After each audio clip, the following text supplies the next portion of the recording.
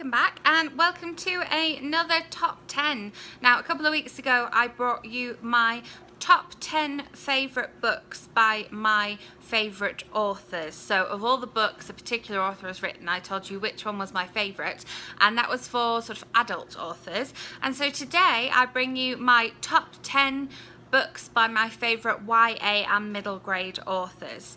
A bit like my adult one, I've got some copies of the actual book that I'm talking about, and then I've got other books by that particular author, and I'll tell you which of their works is my favourite. So let's crack right on. First book that I do actually have a copy of is Wonder by Palacio. Obviously I've talked about this book. I've got a whole video dedicated to The Wonder of Wonder, which I will link below. Palacio has written some spin-offs of this novel, but the original is obviously my favourite. This is a middle grade read, and if you haven't read it, please do. It's amazing. Then we go to a YA author, and that is Gayle Forman. I have read everything except the Just One Day and Just One Year series duology that Gayle Forman has written, but definitely my favourite, a book that a book that I picked up and could not put down once I had picked it up, was If I Stay by Gayle Forman. Obviously I immediately read straight away without even leaving the bed Where She Went as well, and I read these together. But I mean, this cover of this one is so cool, such a cool cover. But If I Stay, great book, great YA read. Then we've got a couple of books where I have other books by these authors, but not the one that I'm talking about. The first of those is Tamsin Marie. Now, Tamsin Marie writes middle grade and young adult novels. This is the first book in her Completely Casty series, which is a middle grade series. She also writes books for younger readers as well, but my favourite Tamsin Marie novel is most definitely Instructions for a Secondhand Heart. I have a whole video talking about that one as well, and so I will also leave that one below because it came out at the end of last year and it was a fantastic YA read. Then we have, I don't have the first book in the series, but I am showing you the fourth book in the series, and that is the Darcy Burdock series by Laura Dockrell. Again, a middle grade series, and I'd say the first one of the series is probably my favourite, but they're all just fantastic.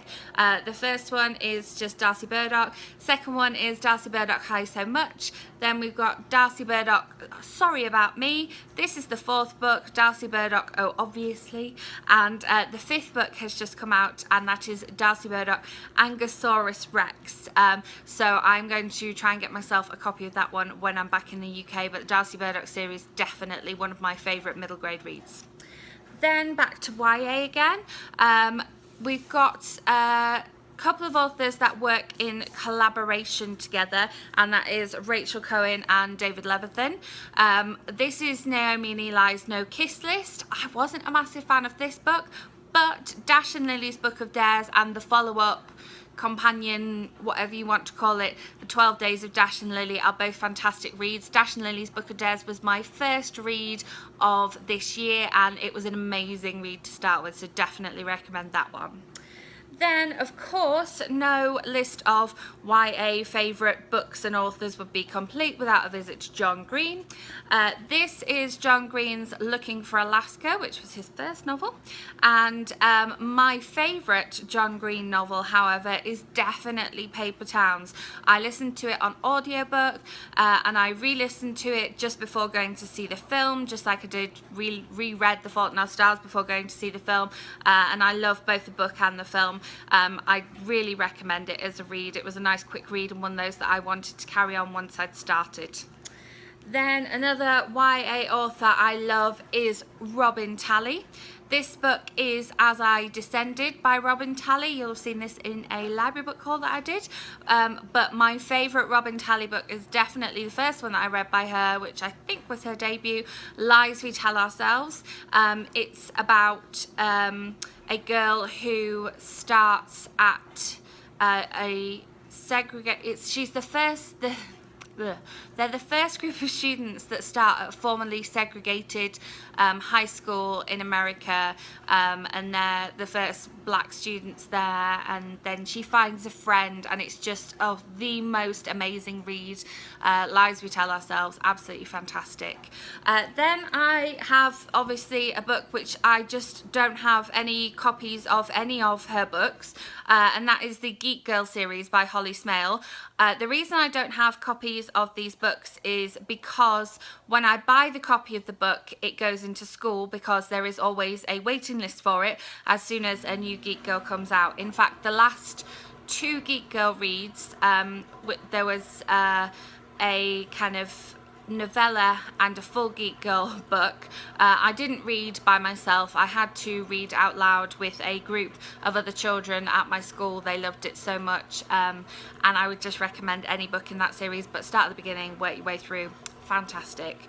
And then the final 2 books are books by authors who write both YA and adult fiction, and I kind of cheated a little bit because one of them is from one genre and one's from the other genre. So this is one of Sophie Kinsella's books, but similarly to Geek Girl, my copy of Finding Audrey, I had multiple copies of it. I think I had like 2 or 3 copies of it.